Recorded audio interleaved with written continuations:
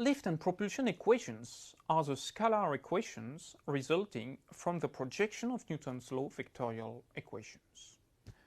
We can also write this equation using the load factor instead of the weight and acceleration. We will eventually concentrate on a special case, constant speed level flight, which happens typically in cruise.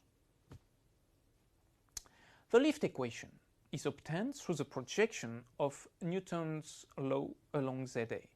ZA is the axis in the aerodynamic coordinate system, which is perpendicular to the speed vector and in the airplane plane of symmetry.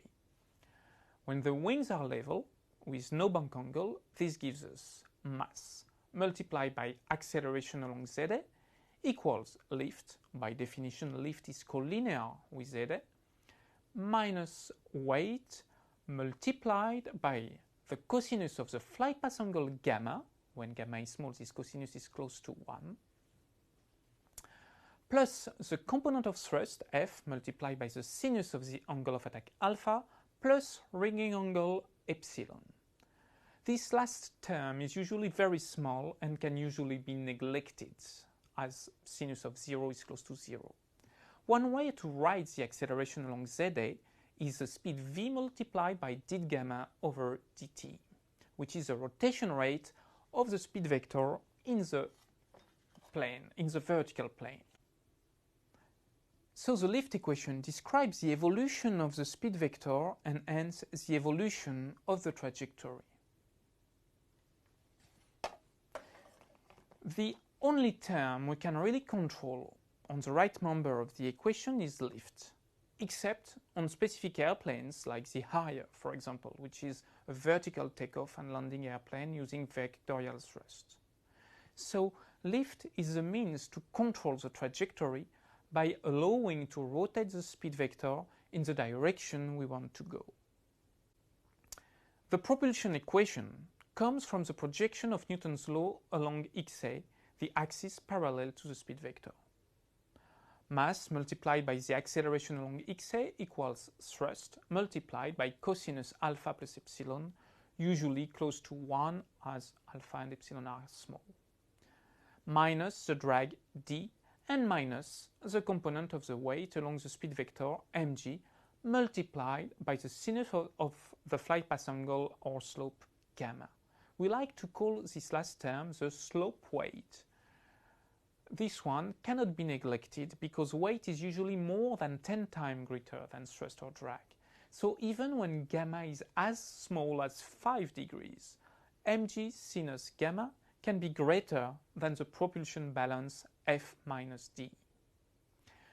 The acceleration here is directly the variation of the magnitude of speed, and this equation describes the variation of energy of the airplane. Those two equations can also be written using the load factor. We obtain the very simple form for the lift equation, mg nza, where nza is the component along za of the load factor vector, equals lift plus f sinus alpha plus epsilon. And even if we neglect this last term, mg nz equals lift. And that's all. This is a very useful relationship. Load factor has to be limited for structural and physiological reasons. Above 6, brain irrigation is insufficient and the pilot risks to lose consciousness. With a good G-suit, you can go around 9, but not any further. It is easy to measure load factor using an accelerometer. In fact, accelerometers do not measure acceleration, they actually measure load factor. Then, one can limit the load factor by limiting the lift. This function was introduced in early fly-by-wire airplanes like Mirage 2000. Similarly, mg nxa is directly equal to the propulsion balance F minus d. Let's apply now those lift and drag equations to the specific case of constant speed level flight. Assuming alpha and epsilon are small, and as we have no acceleration, lift equation gives us 0 equals L minus mg. So lift exactly balances weight, L equals mg. Propulsion equation gives us 0 equals F minus d, so thrust equals drag.